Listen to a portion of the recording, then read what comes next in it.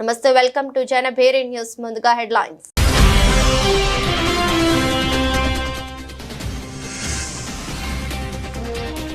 మోదీ ఆహ్వానం మేరకు ఇండియాకు వస్తున్న పుతిన్ పర్యటనకు ఏర్పాట్లు జరుగుతున్నాయన్న రష్యా విదేశాంగ మంత్రి.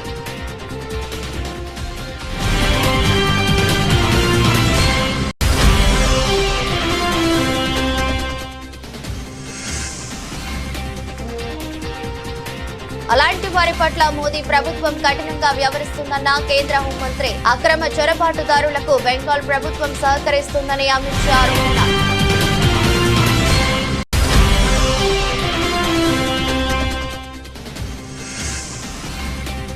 హైదరాబాద్ లో పుట్టిన మీకు తెలుగు ఎందుకు రాదు? అక్బరుద్దీన్ ఓవైసీకి ఆకునూరి మురళి కౌంటర్.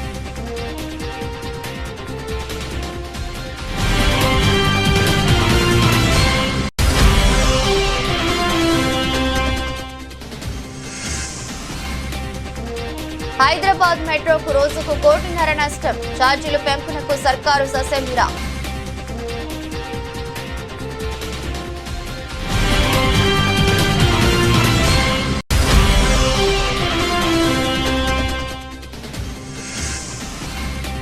టీడీపీ నాయకుడు రమేష్ రెడ్డిపై చర్యలు తీసుకోకుంటే 48 గంటల్లో రాజీనామా చేస్తా. టీడీపీ ఎమ్మెల్యే కొలికెపూడి హెచ్చరిక.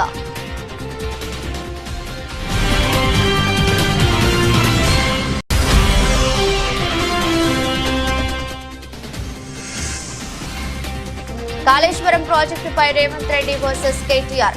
గతంలో కాంగ్రెస్ కట్టిన ప్రాజెక్టులతోనే నీటిని ఇవ్వవచ్చన్న రేవంత్ రెడ్డి.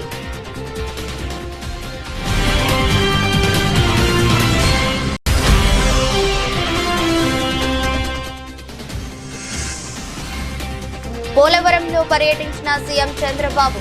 2027 డిసెంబర్ నాటికి పోలవరం ప్రాజెక్టు పూర్తవుతుందని ధీమా.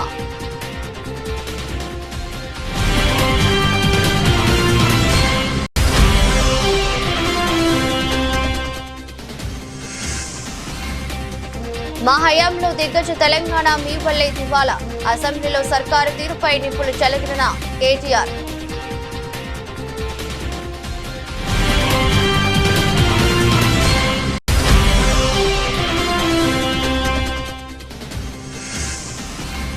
తిరుమల శ్రీవారి సేవలో హీరో నితిన్. విఐపి ప్రారంభ విరామ దర్శన సమయంలో స్వామివారిని దర్శించుకున్న నటుడు.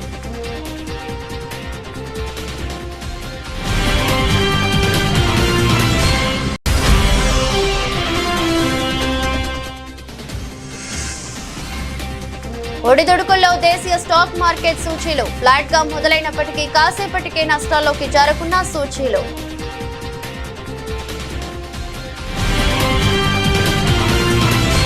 రష్యా అధ్యక్షుడు పుతిన్ ఇండియా పర్యటనకు వస్తున్నారు. భారత్ పర్యటనకు రావాలంటూ ప్రధాని మోదీ చేసిన ఆహ్వానాన్ని పుతిన్ అంగీకరించారని రష్యా విదేశాంగ మంత్రి సెర్గీ లావ్రోవ్ తెలిపారు. పుతిన్ భారత్ పర్యటనకు ఏర్పాట్లు జరుగుతున్నాయని చెప్పారు. Russia and India towards A bilateral agenda పేరుతో రష్యన్ ఇంటర్నేషనల్ కౌన్సిల్ నిర్వహించిన కాన్ఫరెన్స్ లో లావ్రోవ్ మాట్లాడుతూ ఈ మేరకు వివరాలను వెల్లడించారు. మూడోసారి ప్రధానిగా బాధ్యతలను చేపట్టిన తర్వాత మోదీ తొలి అంతర్జాతీయ పర్యటన రష్యాలో చేశారని చెప్పారు. గత ఏడాది జూలైలో మోదీ రష్యాలో పర్యటించారు. ఈ సందర్భంగా భారత్ లో పర్యటించాలని పుతిన్ ను మోదీ ఆహ్వానించారు. అమెరికా టారిఫ్ల ముప్పు, రష్యా ఉక్రెయిన్ యుద్ధం ముగింపుకు సంప్రదింపులు జరుగుతున్న తరుణంలో పుతిన్ భారత్ లో పర్యటించనుండటం గమనార్హం. Уважаемые коллеги, позвольте поприветствовать участников первой международной конференции «Россия и Индия на пути к новой повестке двусторонних отношений». Прежде всего, хотел бы поблагодарить Российский совет по международным делам, посольство Индии в России за совместную организацию нового форума. Рады видеть в Москве наших индийских друзей, представителей академических, деловых кругов. Знаю, что среди вас есть и дипломаты, в том числе высокого ранга. В соответствии с концепцией внешней политики Российской Федерации, укрепление особо привилегированного стратегического партнерства с Индией отнесено к приоритетам внешнеполитического курса нашей страны. Выполнению этой задачи уделяется большое внимание. В практической работе ощущаем, что аналогичным образом поступает и индийская сторона. Отношения между нашими странами имеют давнюю историю, можно сказать, что они прошли не одно испытание временем. Сегодня Россия и Индия развивают равноправное сотрудничество, основанное на искреннем взаимном уважении и దురాలోచనతో దేశంలోకి ప్రవేశించి హాని కలిగించాలనుకునే వారి పట్ల నరేంద్ర మోదీ ప్రభుత్వం కఠినంగా వ్యవహరిస్తుందని, ఎట్టి పరిస్థితుల్లోనూ అలాంటి వారిని అడుగు పెట్టనివ్వబోమని కేంద్ర హోంశాఖ మంత్రి అమిత్ షా అన్నారు. అందరికీ ఆహ్వానం పలకడానికి భారతదేశం ధర్మశాల కాదని వ్యాఖ్యానించారు. ఇమిగ్రేషన్ అండ్ ఫారినర్స్ బిల్లు 2025కి లోక్సభ ఆమోదం తెలిపింది. ఈ సందర్భంగా అమిత్ షా మాట్లాడుతూ విద్య, వైద్యం, పర్యాటకం, వ్యాపార పరంగా మన దేశంలోకి విదేశీయులను ఆహ్వానిస్తామని, కానీ దురుద్దేశంతో ప్రవేశించే వారి పట్ల కఠినంగా ఉంటామని స్పష్టం చేశారు. దేశాభివృద్ధికి సహకరించే వారికి తాము ఎల్లప్పుడూ సహకరిస్తామని ఆయన అన్నారు. ఈ బిల్లు భారత్ సందర్శించే ప్రతి విదేశీయుడి గురించిన మొత్తం సమాచారాన్ని స్వీకరిస్తుందని ఆయన వెల్లడించారు. మయన్మార్ నుంచి అక్రమంగా వచ్చే రోహింగ్యాలు, బంగ్లాదేశీయుల సంఖ్య పెరిగిందని ఆందోళన వ్యక్తం చేశారు. వ్యక్తిగత ప్రయోజనాలతో అలాంటి వారిని దేశంలోకి రానిస్తే అది ఎంత మాత్రమూ సురక్షితం కాదని అన్నారు. బెంగాల్లోని మమతా బెనర్జీ ప్రభుత్వం అక్రమ చొరబాటుదారులకు సహకరిస్తుందని ఆరోపించారు. వారికి ఆధార్ కార్డులు ఇచ్చి సౌకర్యాలు కల్పిస్తుందని మండిపడ్డారు. చొరబాట్ల నివారణకు కంచె ఏర్పాటు చేయడానికి బెంగాల్ ప్రభుత్వం కనీసం భూమిని కేటాయించలేకపోయిందని విమర్శించారు. అందుకే 450 కిలోమీటర్ల మేర కంచె పూర్తి కాలేదని అన్నారు. कानून अनुपालन के बोझ को भी बहुत हल्का करेगा. मान्यवर, मैं इस बिल की मुख्य प्रावधानों पर बात करना चाहता हूं. भारत में प्रवेश, ठहरने और बाहर जाने के लिए वैध यात्रा दस्तावेजों की अनिवार्यता को हमने आवश्यकता यहां पर ठीक कर दी. अप्रवासन ब्यूरो का गठन हुआ है. भारत में प्रवेश और ठहरने की अनिवार्यता आवश्यकताओं का उल्लंघन करने वाले किसी भी व्यक्ति को गिरफ्तार करने की शक्तियां भी इस कानून के अंदर हमने दी. भारत से किसी विदेशी को हटाने की भी शक्तियां दी. आवास, विश्वविद्यालयों, शैक्षणिक संस्थानों, अस्पतालों, नर्सिंग होम आदि के नियामकों द्वारा विदेशी अगर वहां पर पढ़ता है, अस्पताल में दाखिल होता है, तो इसकी सूचना ऑनलाइन ही देनी है. भाई, जब आप केस बना रहे हो तो ऑनलाइन एक सूचना देने में क्या आपत्ति है? कोई कहां रह रहा है इसका ट्रैक तो रहना चाहिए. और विदेशियों को भारत में लाने वाले वाहकों की बाध्यता को भी यहां सुस्पष्ट कर दिया गया है और उल्लंघन के लिए दंडात्मक प्रावधान भी किए गए हैं और कुछ अपराधों को कंपाउंडिंग कर सरल भी बनाया गया. एक प्रकार से आज के समय के अनुकूल प्रावधान बनाने का खुले मन के साथ यहाँ पर काम किया गया है. మంత్రి సీతక్కకు ఇంగ్లీష్, హిందీ రాదని, తనకు తెలుగు రాదని వ్యాఖ్యానించిన మజ్లిస్ పార్టీ శాసనసభాపక్ష నేత అక్బరుద్దీన్ ఓవైసీకి తెలంగాణ విద్యా commission chairman Akunuri Murali counter ఇచ్చారు. మంత్రికి హిందీ రాదు, సరే హైదరాబాద్ లోనే పుట్టిన మీకు తెలుగు ఎందుకు రాదని ప్రశ్నించారు. మంత్రి గారికి హిందీ రాదు, సరే మరి నీకు తెలుగు ఎందుకు రాదు బాబు? హైదరాబాద్ లోనే పుట్టి పెరిగినవు కదా. రాష్ట్రంలో మెజారిటీ ప్రజలు మాట్లాడే మొదటి అధికార భాష తెలుగు నేర్చుకోవాలనే సామాజిక బాధ్యత నీకు ఉండాలి కదా అంటూ చురకలంటించారు. అసెంబ్లీలో అందరూ సభ్యులు, మంత్రులు తెలుగులోనే మాట్లాడుతున్నప్పుడు మీకు ఏం అర్థమవుతుందని ప్రశ్నించారు. ఏదో ఒకటి అసెంబ్లీలో ప్రసంగం దంచేసి వెళ్లిపోతే సరిపోతుందని విమర్శించారు. తెలుగు రాకపోతే రాష్ట్రంలోని సమస్యలు మీకెలా అర్థమవుతాయని ప్రశ్నించారు. హిందీ, ఇంగ్లీష్ రాకపోతే నీకంత చిన్నచూపా, పొగరు కాకపోతే అంటూ ఆగ్రహం వ్యక్తం చేశారు. హైదరాబాద్ మెట్రో రైలుకు రోజుకు దాదాపు ₹1.5 నష్టం వస్తుండటంతో ఛార్జీలు పెంచాలని ప్రభుత్వం వద్ద ప్రతిపాదించింది. అయితే నష్టాలు వచ్చినా సరే ప్రయాణికులపై భారం వేయబోమని రాష్ట్ర ప్రభుత్వం స్పష్టం చేసినట్టు తెలిసిందే. సంస్థకు రోజుకు ₹1.5 నష్టం వాటిల్లుతోందని, దీనికి తోడు ప్రాజెక్టు నిర్మాణ సమయంలో అంతర్జాతీయ బ్యాంకుల నుంచి తీసుకున్న రుణాలను వడ్డీలు చెల్లించలేకపోతున్నామని, కాబట్టి ఛార్జీల పెంపే ఏకైక మార్గమని ఎల్ఎన్టీ హైదరాబాద్ మెట్రో రైలు అధికారులు చెబుతున్నారు. ఈ నేపథ్యంలో ఛార్జీల పెంపునకు రాష్ట్ర ప్రభుత్వం ద్వారా కేంద్ర ప్రభుత్వం నుంచి అనుమతి కోరేందుకు ప్రయత్నిస్తున్నారు. అయితే రాష్ట్ర ప్రభుత్వం మాత్రం ప్రయాణికులపై అదనపు భారం మోపేందుకు సుముఖంగా లేదు. ప్రస్తుతం మెట్రోలోని 3 కారిడార్లలో రోజుకు 5.10 లక్షల మంది ప్రయాణిస్తున్నారు. కరోనాకు ముందు మెట్రోకు రోజుకు 80 లక్షలకు పైగా ఆదాయం సమకూరేది. అయితే కరోనా లాక్డౌన్ తో మెట్రో ఒక్కసారిగా కుదేలైంది. లాక్డౌన్ ఎత్తివేత తర్వాత క్రమంగా కోలుకున్నప్పటికీ నష్టాలు మాత్రం సంస్థను వేధిస్తున్నాయి. అంచనా వేసినట్టుగా ప్రయాణికుల సంఖ్య 6 లక్షలకు పెరగకపోవటం, నిర్వహణ ఖర్చులు పెరిగిపోతుండటంతో నష్టాలు మూటగట్టుకుంటుంది. దీనికి తోడు మహిళలకు ఆర్టీసీ బస్సులు ఉచిత ప్రయాణం కారణంగా మెట్రోలో ప్రయాణించే మహిళల సంఖ్య గణనీయంగా తగ్గిందని, ఈ నేపథ్యంలో టికెట్ ఛార్జీలను ధరలను పెంచుకునే వెసులుబాటు కల్పిస్తే కొంతలో కొంత నష్టాలను పూడ్చుకుంటామని మెట్రో అధికారులు చెబుతున్నారు. అయితే మెట్రో 2వ దశ నిర్మాణంపై దృష్టి పెట్టిన రాష్ట్ర ప్రభుత్వం ఇప్పుడు ఛార్జీల పెంపును కేంద్రం వద్ద ప్రస్తావిస్తే అసలు లక్ష్యం దెబ్బతినే అవకాశం ఉందని భావిస్తోంది. కాగా మెట్రో ఛార్జీలు ప్రస్తుతం 10 రూపాయలతో ప్రారంభమవుతుండగా గరిష్టంగా 60 రూపాయల వరకు ఉన్నాయి. ఇప్పుడు ఈ ఛార్జీలను సవరిస్తే కనీసం 20 రూపాయలు, గరిష్ట ఛార్జీ 80 రూపాయలుగా మారే అవకాశం ఉంది. గిరిజన మహిళలను లైంగికంగా వేధించినట్టు ఆరోపణలు ఎదుర్కొంటున్న టీడీపీ నాయకుడు అలవాల రమేష్ రెడ్డిపై 48 గంటల్లోగా అధిష్టానం చర్యలు తీసుకోవాలని, లేదంటే ఎమ్మెల్యే పదవికి రాజీనామా చేస్తానని తిరువూరు ఎమ్మెల్యే కొలికెపూడి శ్రీనివాసరావు అల్టిమేటం జారీ చేశారు. తిరువూరు ఏఎంసీ మాజీ చైర్మన్ రమేష్ రెడ్డి ఓ గిరిజన మహిళతో ఫోన్లో అసభ్యంగా మాట్లాడారని, ఆయనపై చర్యలు తీసుకోవాలంటూ ఎమ్మెల్యే కార్యాలయం వద్ద కొందరు గిరిజన మహిళలు గురువారం ఆందోళన చేపట్టారు. ఈ సందర్భంగా కొలికెపూడి మాట్లాడుతూ గిరిజన మహిళలతో రమేష్ రెడ్డి ఫోన్ సంభాషణ అత్యంత జుగుప్సాకరంగా ఉందని, ఇలాంటి వారిని నిలువున పాతరేసినా తప్పులేదని ఆగ్రహం వ్యక్తం చేశారు. తాను పాల్గొనే కార్యక్రమాల్లో ఆయన ఎక్కడైనా తనకు తారసపడితే చెప్పు తెగే వరకు కొడతానని పేర్కొన్నారు. రమేష్ రెడ్డిపై ఎంపీ కేశినేని శివనాథ్, పార్టీ రాష్ట్ర జిల్లా అధ్యక్షులు, తిరువూరు టీడీపీ పరిశీలకుడు సహా అందరికీ ఫిర్యాదు చేసినట్టు కొలికెపూడి తెలిపారు. 10 రోజులు దాటుతున్న ఆయనపై చర్యలు ఎందుకు తీసుకోలేదని ప్రశ్నించారు. రుణం అడిగినందుకు గిరిజన మహిళతో అసభ్యంగా మాట్లాడిన నాయకుడి విషయంలో పార్టీ అధిష్టానం ఇప్పటి వరకు స్పందించకపోవడం ఏమిటని కొలికెపూడి నిలదీశారు. అలాంటి జరుగుతున్నప్పుడు రాష్ట్రంలో, దేశంలో ఎక్కడ జరిగినా నేను స్పందిస్తా. అలాంటిది నా నియోజకవర్గంలో జరిగిన తర్వాత నేను స్పందించకపోతే, బాధితులకి న్యాయం జరగకపోతే నేను ఎమ్మెల్యేగా ఎందుకు ఉండాలి? ఉండవల్ల ప్రయోజనం ఏంటి?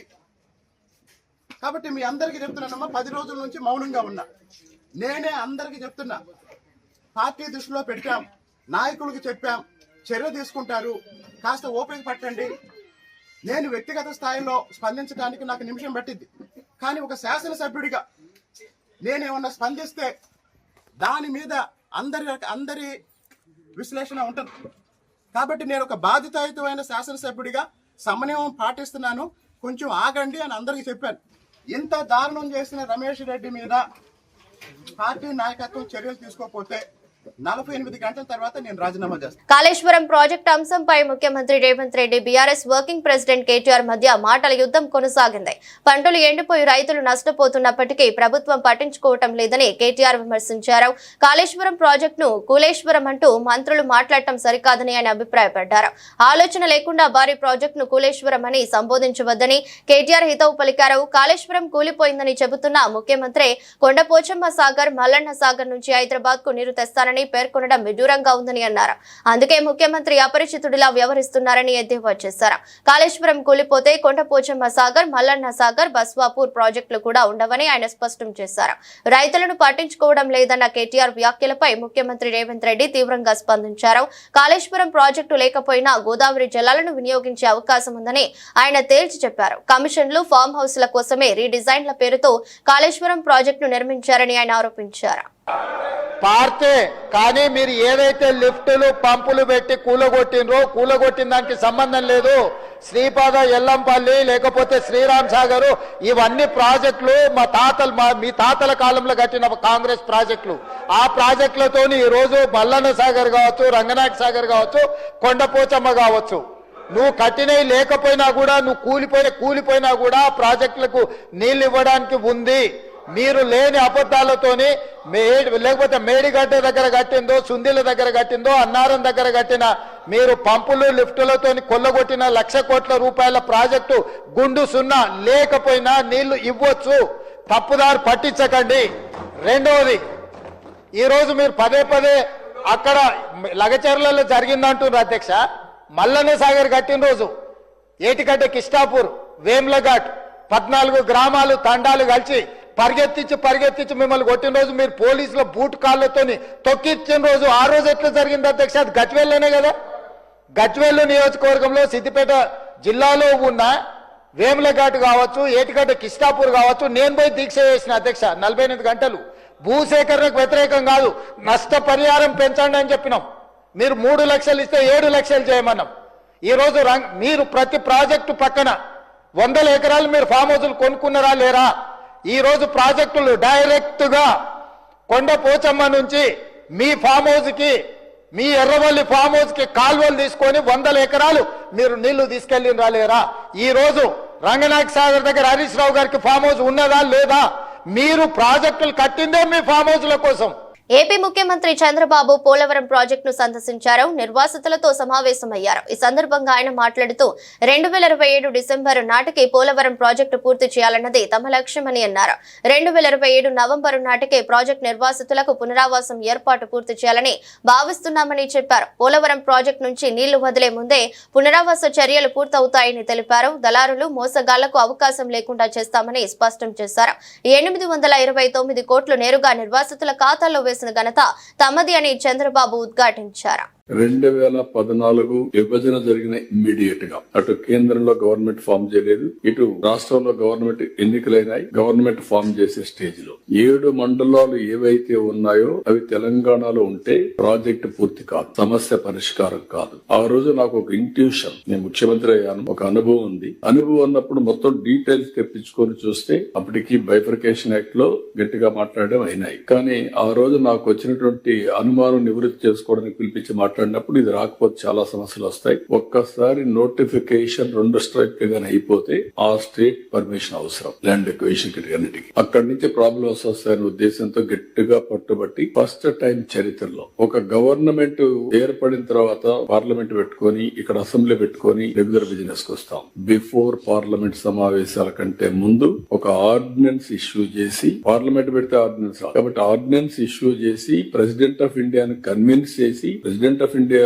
రిఫ్యూజ్ చేశాడు అనుకోండి, రేపే కదా మీరు ముందు పార్లమెంట్ పెట్టుకొని అక్కడ పాస్ చేసుకోమంటే అంత లోపల నోటిఫికేషన్ అయిపోతుంది. There is a dead line June 2 2 రాష్ట్రాలు ఏర్పడడానికి. June 2 వస్తే ఆటోమేటిక్ గా 2 రాష్ట్రాలు మళ్ళీ బిల్ పాస్ చేయాలి, తర్వాతనే కేంద్ర రూల్ వస్తుంది. అలాంటి సమయంలో 7 మండలాలు ఆంధ్రప్రదేశ్ రాష్ట్రానికి ఇవ్వడం ఈ ప్రాజెక్టు పూర్తి చేయడానికి దోహదం చేసింది. కేంద్రం మీరు ఒకసారి చూస్తే చాలా కోఆపరేట్ చేశారు, ఆ రోజు చేశారు, ఈ రోజు చేశారు. అక్కడి నుంచి ఈ ప్రాజెక్ట్ ని పూర్తి చేయడానికి నీతి ఆయోగ్ వెళ్తే నీతి ఆయోగ్ రికమెండ్ చేశారు. ఇది ఆంధ్రప్రదేశ్ కి డెడికేటెడ్ ప్రాజెక్ట్, బైఫర్కేషన్ లో వచ్చింది. ఈ ప్రాజెక్ట్ ను పూర్తి చేయాలంటే వాళ్లే శ్రద్ధ తీసుకుంటారు. నేషనల్ ప్రాజెక్టులు పూర్తి చేసిన చరిత్ర చూస్తే ఆశాజనకంగా లేవు. కాబట్టి ఈ ప్రాజెక్ట్ రాష్ట్రానికి ఇమ్మని చెప్పి ఎగ్జిక్యూషన్ అంతా కూడా స్టేట్ గవర్నమెంట్ చేయమని ఇచ్చారు. దాంతో ఏ కొలమానాలతో కొలిచినా, ఏ తూకం రాళ్లతో తూచినా, ఏ ప్రమాణాలతో లెక్కించినా, ఏ సూచికలతో పోల్చి చూసినా తెలంగాణ ఖచ్చితంగా దిగ్గజ రాష్ట్రమే, దివాలా రాష్ట్రం కానే కాదని BRS working president MLA K Taraka Ramarao స్పష్టం చేశారు. నీతి ఆయోగ్ నివేదికలు, ప్రధాని ఆర్థిక సలహా మండలి రిపోర్టులు, ఎకనామిక్ సర్వేలు, FCI రిపోర్టులు, తెలంగాణ అట్లాస్, ఆర్థిక సామాజిక అవుట్లుక్ వీటన్నిటిలోనూ నిజాలే ఉన్నాయని పేర్కొన్నారు. ఇంత మంచి రాష్ట్రాన్ని, సిరి సంపదలు గల రాష్ట్రాన్ని దివాలా రాష్ట్రం అనడానికి నూరెలా వస్తుందని ఆగ్రహం వ్యక్తం చేశారు. అసెంబ్లీలో ద్రవ్య వినిమయ బిల్లుపై చర్చ సందర్భంగా బీఆర్ఎస్ తరపున కేటీఆర్ మాట్లాడారు.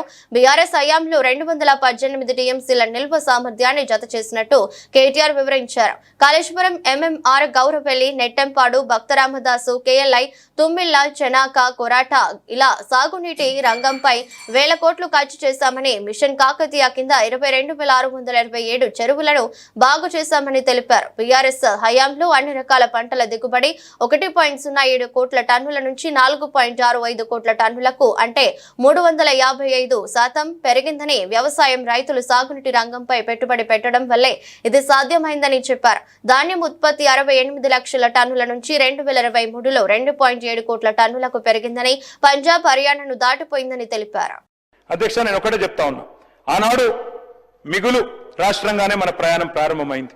మీకు ఒక విషయం దయచేసి అందరు కూడా తెలుసుకోవాలి.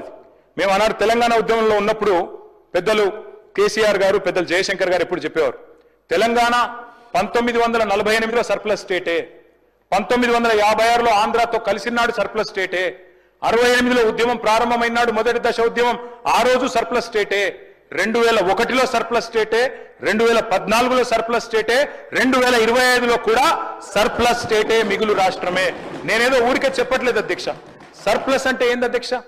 సర్ప్లస్ అంటే అధ్యక్ష, తెలంగాణ రెవెన్యూ రిసీట్స్ ఉంటాయి, తెలంగాణ రెవెన్యూ ఎక్స్పెండిచర్ ఉంటుంది. రెవెన్యూ రిసీట్స్ అంటే రాష్ట్రం యొక్క సొంత పన్నుల ఆదాయం, పన్నేతర ఆదాయం, నాన్ ట్యాక్స్ రెవెన్యూ. అదే మాదిరిగా మనకు కేంద్రం నుంచి వచ్చే సెంట్రల్ షేరు, అదేవిధంగా గ్రాంట్స్ ఇన్ ఎయిడ్, ఈ 4 కలిపితే రెవెన్యూ రిసీట్స్ అధ్యక్ష. రెవెన్యూ ఎక్స్పెండిచర్ అంటే జీతాలు, పెన్షన్లు, మిత్తీలు, అదేవిధంగా సబ్సిడీలు, ఈ 4 అధ్యక్ష. రెవెన్యూ ఒకవేళ రెవెన్యూ ఇన్కమ్, రెవెన్యూ రిసీట్స్ కనుక రెవెన్యూ ఎక్స్పెండిచర్ కంటే ఎక్కువ ఉంటే we are revenue surplus. Today, I am going to share the details with you, sir. మీరు 2014లో రాష్ట్రాన్ని మాకు అప్పచెప్పినప్పుడు ఆనాడు కాంగ్రెస్ పార్టీ 369 కోట్ల రెవెన్యూ మిగులుతో మాకు అప్పచెప్పింది. మళ్ళీ మేము తిరిగి మీకు అప్పచెప్పినాడు 2023లో 5,944 కోట్ల రెవెన్యూ సర్ప్లస్ తో మీకు అప్పచెప్పినాం. ఈరోజు మీరు బడ్జెట్ ఇక్కడ పెట్టినారు. ఏం పెట్టారు ఇందులో? 2,700 కోట్ల రెవెన్యూ సర్ప్లస్ అని పెట్టినారు. నేను అడుగుతా ఉన్న బట్టి విక్రమార్క గారిని, పెద్దలు ముఖ్యమంత్రి గారిని, అధ్యక్ష తెల్లారలేస్తే చెప్తారు అధ్యక్ష అప్పులు వడ్డీలు కట్టడానికే మాకు డబ్బులు లేవని. వాస్తవమైంది అధ్యక్ష. మరి అయితే మీరు బడ్జెట్లైనా తప్పు చెప్తుండ్రు లేదా బయటనైనా తప్పు చెప్తుండ్రు. పోలవరం ప్రాజెక్టుపై ముఖ్యమంత్రి చంద్రబాబు గత వైసీపీ ప్రభుత్వంపై అన్ని అబద్దాలే మాట్లాడుతున్నారని వైసీపీ నాయకుడు మాజీ మంత్రి అంబటి రాంబాబు ఆరోపించారు. గురువారం ఏపీ సీఎం పోలవరం ప్రాజెక్టును సందర్శించి మీడియాతో మాట్లాడుతూ వైసీపీ పాలనపై విరుచుకుపడ్డారు. ఈ సందర్భంగా చంద్రబాబు చేసిన వ్యాఖ్యలను రాంబాబు తిప్పికొట్టారు. పోలవరం నిధులు ప్రభుత్వానికి మళ్లించినట్లు రుజువు చేస్తే చంద్రబాబుకు సాష్టాంగ నమస్కారం చేస్తారని అన్నారు. పోలవరాన్ని సర్వనాశనం చేసింది చంద్రబాబు ఏనని విమర్శించారు. వైఎస్ జగన్ హయాంలో పోలవరం పనులు యుద్ధ ప్రాతిపదికన కొనసాగాయని వెల్లడించారు. అబద్దాలు చెప్పడంలో అందరికన్నా పెద్దవాడు, నిజాలు చెప్పడంలో అందరికన్నా చిన్నవాడు చంద్రబాబుని ఎద్దేవా చేశారు. పోలవరం నిర్మాణం సమయంలో రాష్ట్ర ప్రభుత్వమే పోలవరానికి ముందుగా డబ్బులు ఖర్చు పెట్టిన తర్వాత కేంద్రం రియంబర్ చేయడానికి కేంద్రంతో చంద్రబాబు ఒప్పందం చేసుకున్నారని ఆరోపించారు. ఇందులో డబ్బుల మళ్లింపు ఎక్కడ ఉంటుందని ప్రశ్నించారు. 12,557 కోట్ల రూపాయలు రిలీజ్ చేయడానికి సిద్ధం చేశారు. ఆల్మోస్ట్ ఆల్ క్యాబినెట్కి వెళ్తూ ఉన్న దశలో వీళ్ళకి కూటమి కుదిరింది. కూటమి కుదరంగానే చంద్రబాబు నాయుడు గారు, పవన్ కళ్యాణ్ గారు వెళ్ళి అమ్మమ్మ మీరు ఇప్పుడు రిలీజ్ చేయమాకండి అడ్వాన్సు, మీరు రిలీజ్ చేస్తే జగన్మోహన్ రెడ్డికి పేరు వస్తుంది అని ఆపించేశారు. అది మొన్న రిలీజ్ అయింది. 12,557 కోట్ల రూపాయలు మొన్న అడ్వాన్స్ రిలీజ్ కావడానికి కారణం జగన్మోహన్ రెడ్డి గారని చిత్తశుద్ధిగా చెప్తున్నా, గుండె మీద చెయ్యి వేసుకొని చెప్తున్నా. మా కృషి ఫలితంగా ఆ రోజున ఫైల్ మీరు ఆపిన అదృష్టవశాత్తు మీరు అధికారంలోకి వచ్చారు. అడ్వాన్స్డ్గా అంటే మొదటి దశ కంప్లీట్ కావడానికి 33,000 కోట్ల రూపాయలు అవసరం కాబట్టి దానిలో కొరవగా మిగిలిపోయినటువంటి 12,557 కోట్లు రిలీజ్ చేయడానికి సిద్ధపడి కొంత రిలీజ్ చేశారు అడ్వాన్స్డ్గా. ఇటువరకు ఎప్పుడూ లేనిది, చంద్రబాబు నాయుడు గారి టైంలో లేనిది, చంద్రబాబు నాయుడు గారి అగ్రిమెంట్లో లేనిది జగన్మోహన్ రెడ్డి గారు ఒప్పిస్తే మీ సమయం వచ్చేటప్పుడు రిలీజ్ అయింది. ఇక్కడ చేశారండి మీరు. ఇందా మమ్మల్ని అంటున్నారు కన్నా డైవర్ట్ చేశారని. మీరు డైవర్ట్ చేశారు. వాళ్ళు రిలీజ్ అయిన డబ్బులు ప్రాజెక్టు ఖర్చు పెట్టుకోకుండా మీరు జీతాలకు ఇచ్చే కార్యక్రమం చేశారు. చేస్తే కేంద్ర ప్రభుత్వం 15 సార్లు 20 సార్లు వార్నింగ్ ఇస్తే అప్పుడు జాయింట్ అకౌంట్లో వేసినటువంటి దౌర్భాగ్యమైన పరిస్థితి చేసింది మీరని మనవి చేస్తున్నాం. కేంద్ర ప్రభుత్వం పోలవరానికి ఇచ్చినటువంటి అడ్వాన్స్ని డైవర్ట్ చేసినటువంటి వ్యక్తి నారా చంద్రబాబు నాయుడు గారు ఇవాళ మమ్మల్ని అంటాడు 5 సంవత్సరాల్లో మేము డైవర్ట్ చేశామని. డైవర్ట్ చేయడానికి అవకాశమే లేదు. నేను ఇందాక చెప్పినట్టుగా ఇంకొక విషయాన్ని ఇక్కడ చెప్తాను మీకు. కరోనా మీకు గుర్తుంది. కరోనా ఉన్నప్పటికీ కూడా శరవేగంతో పోలవరాన్ని ముందుకు తీసుకువెళ్ళే కార్యక్రమం చేశాం. కేవలం నేను మనవి చేస్తున్నా, డయాఫ్రమ్ వాళ్ళు దెబ్బతిని పోవడం వలన మేము దాన్ని పూర్తి చేయలేకపోయాం సకాలంలో. ముందు అనుకున్నాం పూర్తి చేస్తామని.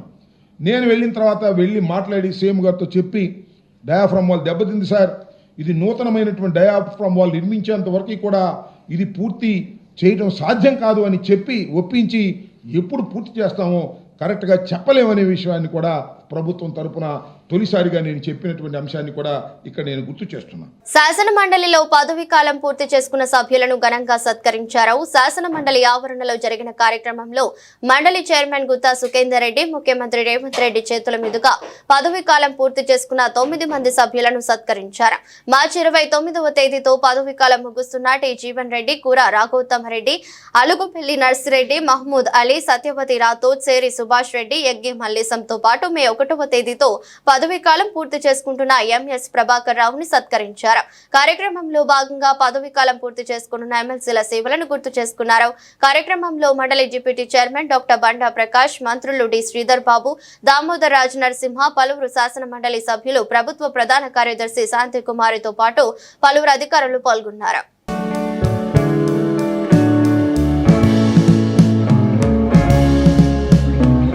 టాలీవుడ్ యంగ్ హీరో నితిన్ ఈ రోజు తిరుమల స్వామివారిని దర్శించుకున్నారు. శుక్రవారం వీఐపీ ప్రారంభ విరామ దర్శన సమయంలో శ్రీకాళహస్తి ఎమ్మెల్యే సుధీర్ రెడ్డితో కలిసి ఆయన శ్రీవారి సేవలో పాల్గొన్నారు. టీటీడీ అధికారులు వీరికి స్వాగతం పలికి దర్శన ఏర్పాట్లు చేశారు. దర్శనం అనంతరం రంగనాయకుల మండపంలో నితిన్ కు వేద పండితులు ఆశీర్వచనం చేసి శ్రీవారి తీర్థ ప్రసాదాలను అందజేశారు. కాగా ఈ రోజు నితిన్ నటించిన కొత్త సినిమా రాబిన్ హుడ్ థియేటర్లలోకి వచ్చిన విషయం తెలిసిందే. వెంకీ కుటుంబల దర్శకత్వంలో వచ్చిన ఈ మూవీపై భారీ అంచనాలు ఉన్నాయి. నితిన్ సరసన కథానాయికగా యంగ్ బ్యూటీ శ్రీలీల నటించగా ఆసిన్ మాజీ క్రికెటర్ డేవిడ్ వార్నర్ అతిథి పాత్రలు నటించడం విశేషం. అందరికీ నమస్కారం అండి.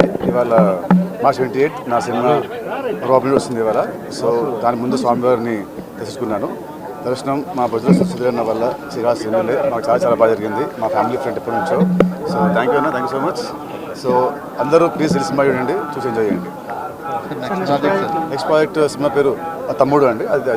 అంతర్జాతీయంగా అన్ని మార్కెట్లు నష్టాల్లో కొనసాగుతుండటంతో భారత స్టాక్ మార్కెట్ సూచీలు ఇవాళ శుక్రవారం ఒడిదుడుకుల మధ్య కొనసాగుతున్నాయి. మార్కెట్ ప్రారంభమైనప్పుడు ఫ్లాట్ గా మొదలైనప్పటికీ కాసేపటికి నష్టాల్లోకి జారుకున్నాయి. ఉదయం 10:30 సమయంలో సెన్సెక్స్ 175 పాయింట్ల నష్టంతో 77,431 వద్ద ట్రేడ్ అవుతుండగా నిఫ్టీ 36 పాయింట్ల నష్టంతో 23,555 వద్ద కదలాడుతున్నాయి. అయితే అనంతరం ఒక్కసారిగా Nifty, Sensex, bank Nifty index లు ఒక్కసారిగా పెరుగుతున్నాయి. నిన్న అమెరికా మార్కెట్లు నష్టాలు ముగిశాయి. అయితే ఒక యుఎస్ 30 ఇండెక్స్ మాత్రం పాజిటివ్ గా నడుస్తుంది. S&P సూచీ 0.28%, డౌ జోన్స్ 0.37% నష్టాల్లో ముగిశాయి. ఆసియా పసిఫిక్ మార్కెట్లు నేడు నష్టాలు ట్రేడ్ అవుతున్నాయి. జపాన్ నిక్కీ 2.41%, హాంగ్ ఎసెంగ్ 0.90% నష్టంతో సాగుతున్నాయి. కాగా విదేశీ సంస్థాగత మదుపరులు నిన్న పెద్ద ఎత్తున కొనుగోలు జరిపారు. నిన్న ఒక్కరోజే భారీగా 11,111 కోట్ల విలువ చేసే షేర్లను కొనుగోలు చేశారు. దేశీయ సంస్థాగత మదుపరులు కూడా నిరకరంగా 2,518 కోట్ల షేర్లు కొన్నారు. అంతర్జాతీయ మార్కెట్లో బ్రెంట్ క్రూడ్ బ్రెయిల్ $72.54 వద్ద ట్రేడ్ అవుతుంది. డాలర్తో రూపాయి మారకం విలువ 85.59 వద్ద ఉంది. వార్తలు ముగించే ముందు మరోసారి హెడ్లైన్స్.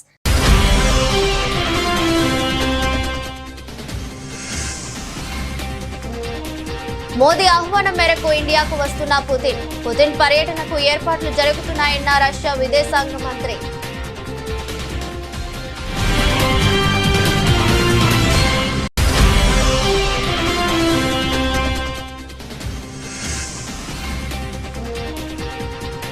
అలాంటి వారి పట్ల మోదీ ప్రభుత్వం కఠినంగా వ్యవహరిస్తుందన్న కేంద్ర హోంమంత్రి. అక్రమ చొరబాటుదారులకు బెంగాల్ ప్రభుత్వం సహకరిస్తుందని అమిత్ షా ఆరోపణ.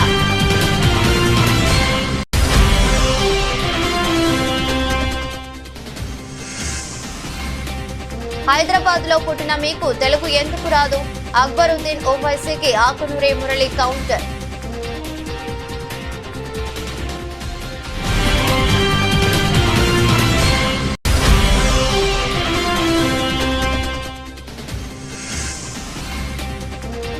హైదరాబాద్ మెట్రోకు రోజుకు 1.5 కోటి నష్టం. ఛార్జీలు పెంపునకు సర్కారు ససేమిరా.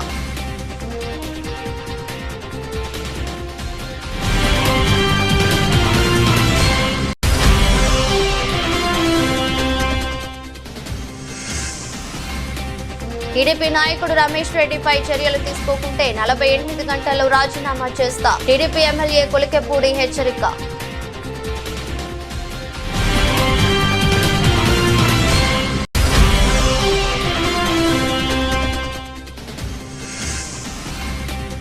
కాళేశ్వరం ప్రాజెక్టుపై రేవంత్ రెడ్డి వర్సెస్ కేటీఆర్. గతంలో కాంగ్రెస్ కట్టిన ప్రాజెక్టులతోనే నీటిని ఇవ్వవచ్చన్న రేవంత్ రెడ్డి.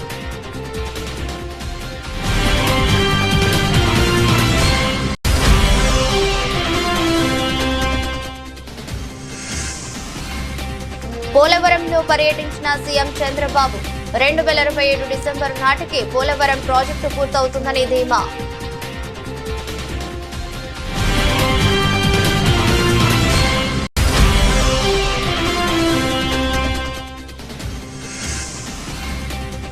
మా హయాంలో దిగ్గజ తెలంగాణ మీ వల్లే దివాలా.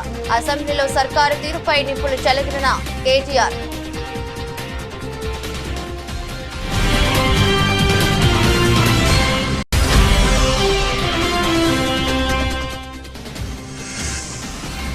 తిరుమల శ్రీవారి సేవలో హీరో నితిన్. వీఐపీ ప్రారంభ విరామ దర్శన సమయంలో స్వామివారిని దర్శించుకున్న నటుడు.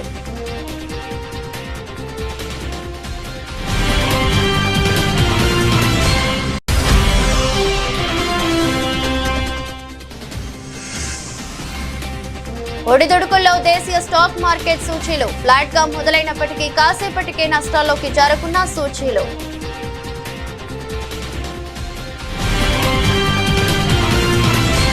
ఇది రోజు బులెటిన్. మరో బులెటిన్లో మళ్ళీ కలుద్దాం. అంతవరకు సెలవు. నమస్కారం.